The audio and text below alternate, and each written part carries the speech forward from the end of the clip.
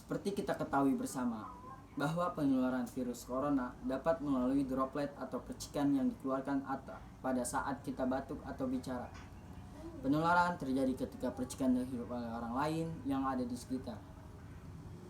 Oleh karenanya, masker dibuat untuk melindungi dari droplet yang dikeluarkan oleh orang lain agar tidak masuk ke hidung dan mulut kita ataupun sebaliknya. Agar droplet kita tidak mengenai orang lain karena kita tidak tahu kita atau lawan bicara kita yang sedang menjadi pembawa virus. Maka mari perbaiki cara kita dalam menggunakan masker. Tetap gunakan masker dengan benar dimanapun dan dalam situasi apapun. Termasuk di saat kita sedang berinteraksi dengan orang lain, kita harus tetap menggunakan masker. Perhatikan pula dalam memakai dan membuang masker. Tetap patuhi protokol kesehatan dimanapun berada demi kesehatan bersama. Bisa pencet sih. Cara mencuci tangan yang benar untuk diketahui. Hal ini karena tangan sering menjadi media perantara penyebaran kuman penyakit. Tangan yang sudah dicuci dan dilihat bersih bisa saja masih mengandung banyak kuman bila tidak dicuci dengan benar. Berbagai kuman dan virus dapat menempel di tangan saat Anda pergi ke toilet, mengganti popok bayi, mengolah daging mentah, berjabat tangan dengan orang lain, atau bersentuhan dengan sumber kuman, misalnya seperti sampah atau kotoran. Kuman juga bisa menempel di tangan saat Anda menutup mulut dan hidung tanpa menggunakan tisu ketika bersin dan batuk.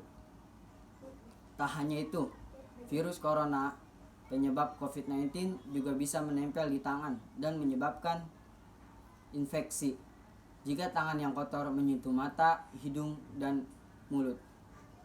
Langkah ini bahkan termasuk dalam salah satu protokol kesehatan yang wajib diikuti oleh setiap orang guna mencegah penularan virus COVID-19. Jadi kita harus melawan virus COVID-19.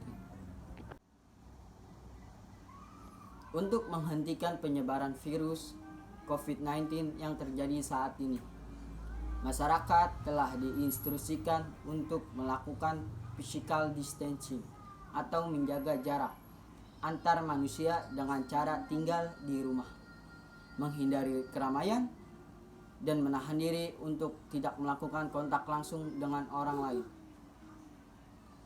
Saat menerapkan physical distancing, kita tidak diperkenankan untuk berjabat tangan.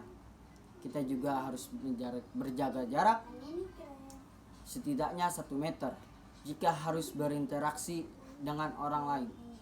Meskipun hidup dengan physical distancing dan tinggal di dalam rumah saja dalam waktu yang lama bisa menimbulkan ketidaknyamanan. Namun hal tersebut penting dilakukan untuk kebaikan yang lebih besar melawan COVID-19.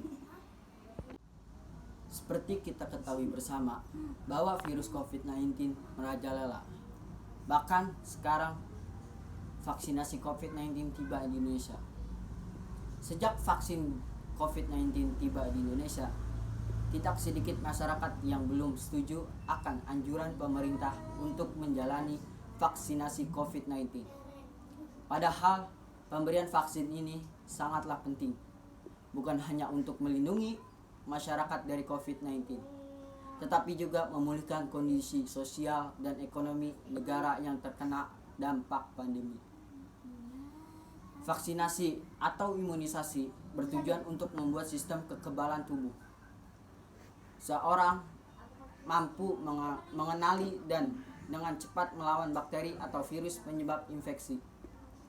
Tujuan yang ingin dicapai dengan pemberian vaksin COVID-19 adalah menurunnya angka kesakitan dan angka kematian akibat virus ini. Maka dari itu kita harus divaksinasi agar terbebas dari COVID-19